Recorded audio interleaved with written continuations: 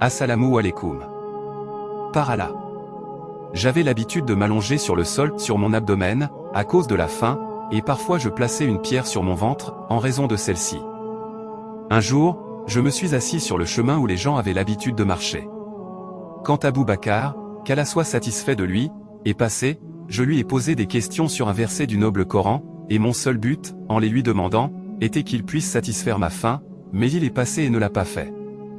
Puis, Oumar, qu'Allah soit satisfait de lui, est passé et je lui ai posé des questions sur un verset du noble Coran, et mon seul but, en les lui demandant, était qu'il puisse satisfaire ma faim, mais il est passé sans le faire. Enfin, Abul Qasim, le prophète, que la prière d'Allah et son salut soient sur lui, est passé, et a su par mon visage, que j'avais faim, et il a dit: Ô Abu Huraira. J'ai répondu: Oui, ô messager d'Allah. Il m'a dit: Suis-moi. Il est parti et je l'ai suivi. Puis, il est entré dans la maison, et j'ai demandé la permission d'entrer, et j'ai été admis. Il trouva du lait dans un bol et dit: D'où vient ce lait? Ils lui ont dit: Cela vous a été donné par tel ou tel homme, ou par telle ou telle famille.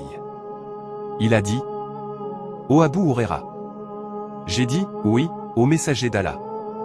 Il a dit: Va et invite les pauvres de la mosquée à venir chez moi.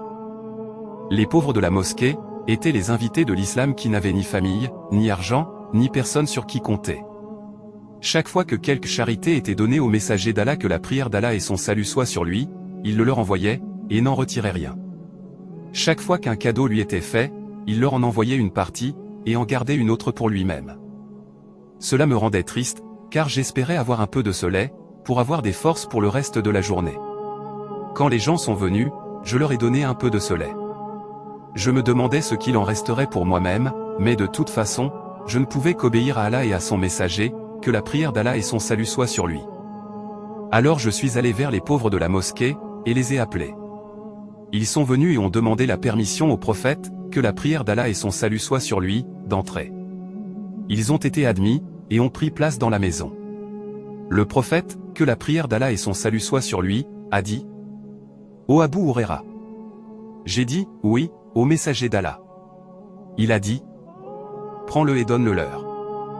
J'ai alors pris le bol de lait, et j'ai commencé à le donner à chaque homme qui en buvait à satiété, et me le rendait, jusqu'à ce que finalement tout le groupe ait bu à satiété. J'ai ensuite placé le bol entre les mains du prophète, que la prière d'Allah et son salut soient sur lui, et il restait encore du lait. Il a levé la tête, m'a regardé, a souri et a dit: Ô Abu Huraira. J'ai répondu: Oui, ô messager d'Allah. Il a dit: Il ne reste que toi et moi.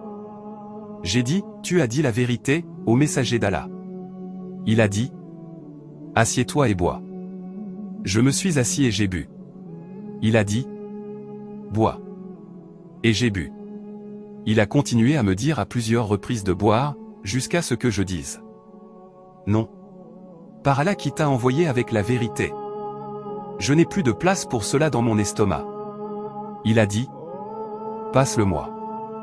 Quand je lui ai donné le bol, il a bu le reste du lait. Wassalamu alaikum.